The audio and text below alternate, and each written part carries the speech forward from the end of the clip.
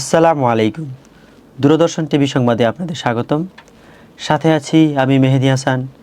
দেশ বিদেশে ঘটে যাওয়া গুরুত্বপূর্ণ সব ঘটনা নিয়ে আজকের সেরা সংবাদ। চলুন শুরুতেই দেখে নেওয়া যাক আজকের সংবাদ শিরোনাম। 2026 সালের এইচএসসি ও সমমানের পরীক্ষা শুরু হবে আগামী 2 জুলাই, জানিয়েছে শিক্ষা বোর্ড। রাজনৈতিক অঙ্গনে নতুন কর্মসূচি 18 এপ্রিল থেকে 2 মে পর্যন্ত আন্দোলনের ঘোষণা দিয়েছে 11 দলীয় ঐক্য। আন্তর্জাতিক অঙ্গনে উত্তেজনা, মধ্যপ্রাচ্যের হরমুজ প্রণালীতে জাহাজ চলাচলের নিরাপত্তা জোরদার করেছে ইরান। দেশের বাজারে আবারও বেড়েছে স্বর্ণের দাম, নতুন দর আজ থেকে কার্যকর। আবহাওয়া অফিস জানিয়েছে দেশের বিভিন্ন অঞ্চলে কয়েকদিন বজ্রসহ বৃষ্টির সম্ভাবনা রয়েছে।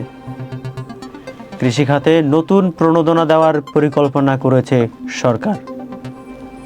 দেশের বিভিন্ন স্থানে সড়ক দুর্ঘটনা প্রতিরোধে কঠোর নজরদারি জোরদার করা হয়েছে। খেলাধুলায় আজ ব্যস্ত সূচি। ফুটবল ও ক্রিকেটে একাধিক গুরুত্বপূর্ণ ম্যাচ অনুষ্ঠিত হয়েছে। এতক্ষণ শুনছিলেন সংবাদ শিরোনাম, এবারে বিস্তারিত।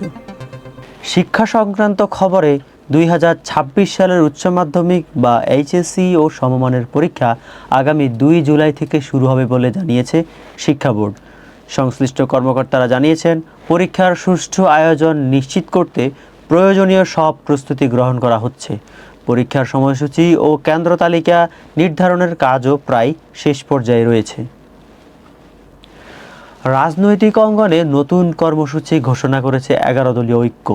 18 এপ্রিল থেকে 2 মে পর্যন্ত বিভিন্ন কর্মসূচি পালন করা হবে বলে রাজধানীতে এক বৈঠকের পর এই ঘোষণা দেওয়া হয়। নেতারা জানিয়েছেন, তাদের দাবি আদায়ের লক্ষ্যে শান্তিপূর্ণ কর্মসূচি চালিয়ে যাওয়া হবে। মধ্যপ্রাচ্যের গুরুত্বপূর্ণ সমুদ্রপথ হরমুজ প্রণালীতে নিরাপত্তা জোরদার করেছে ইরান। আন্তর্জাতিক সংবাদ মাধ্যম জানিয়েছে, সাম্প্রতিক উত্তেজনার কারণে সেখানে জাহাজ চলাচলে অতিরিক্ত সতর্কতা অবলম্বন করা হচ্ছে। বিশ্ব বাণিজ্যের বড় একটি অংশ এই পথ দিয়ে পরিচালিত হয়, তাই পরিস্থিতি নিয়ে বিশ্বজুড়ে উদ্বেগ তৈরি হয়েছে। দেশের বাজারে আবারও স্বর্ণের দাম বৃদ্ধি পেয়েছে। ব্যবসায়ীরা জানিয়েছেন, আন্তর্জাতিক বাজারে মূল্য বৃদ্ধির প্রভাবেই দেশের বাজারে নতুন দর নির্ধারণ করা হয়েছে। এতে সাধারণ ক্রেতাদের উপর বাড়তি চাপ সৃষ্টি হতে পারে বলে ধারণা করা হচ্ছে। কৃষি ও গ্রামীণ খাত। কৃষি উৎপাদন বৃদ্ধি ও কৃষকের সহায়তা দিতে নতুন প্রণোদনা দেওয়ার পরিকল্পনা করেছে সরকার। সংশ্লিষ্ট কর্মকর্তারা জানিয়েছেন, কৃষি খাতে আধুনিক প্রযুক্তি ব্যবহারের উপর জোর দেওয়া হচ্ছে এবং কৃষকদের সহজ শর্তে ঋণ সুবিধা দেওয়ার বিষয়টি বিবেচনা করা হচ্ছে। দেশের বিভিন্ন স্থানে সড়ক দুর্ঘটনা প্রতিরোধে কঠোর নজরদারি জোরদার করেছে আইনশৃঙ্খলা বাহিনী। ট্রাফিক নিয়ম মেনে চলার জন্য চালক ও যাত্রীদের প্রতি সচেতনতা বৃদ্ধির আহ্বান জানানো হয়েছে। স্বাস্থ্য বিশেষজ্ঞরা জানিয়েছেন, মৌসুমি পরিবর্তনের কারণে জ্বর, সর্দি ও কাশির প্রকোপ বাড়তে পারে।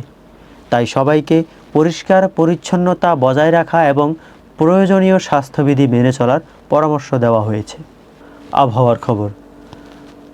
আবহাওয়া অধিদপ্তর জানিয়েছে, দেশের বিভিন্ন অঞ্চলে বজ্রসহ বৃষ্টিপাত হতে পারে এবং আগামী কয়েকদিন এই পরিস্থিতি অব্যাহত থাকতে পারে। নদী ও সমুদ্র বন্দরে সতর্ক সংকেত জারি করা হতে পারে বলেও জানানো হয়েছে। এবার খেলাধুলার সংবাদ। আজ দেশ বিদেশে একাধিক গুরুত্বপূর্ণ ম্যাচ অনুষ্ঠিত হয়েছে। ইংলিশ প্রিমিয়ার লিগে জমজমাট খেলা অনুষ্ঠিত হয়েছে। ক্রিকেটেও রয়েছে ব্যস্ত সূচি। খেলোয়াড়দের দুর্দান্ত পারফরমেন্সে দর্শকদের মধ্যে ব্যাপক উৎসাহ দেখা গেছে। দর্শক, এই ছিল আজকের সংবাদ। এতক্ষণ সাথে থাকার জন্য ধন্যবাদ। আপনাদের সাথে ছিলাম আমি মেহেদি হাসান। পরবর্তী সংবাদ দেখার আমন্ত্রণ জানিয়ে এখানেই শেষ করছি। দূরদর্শন টিভির সাথে থাকুন। আল্লাহ হাফেজ। আসসালামু আলাইকুম।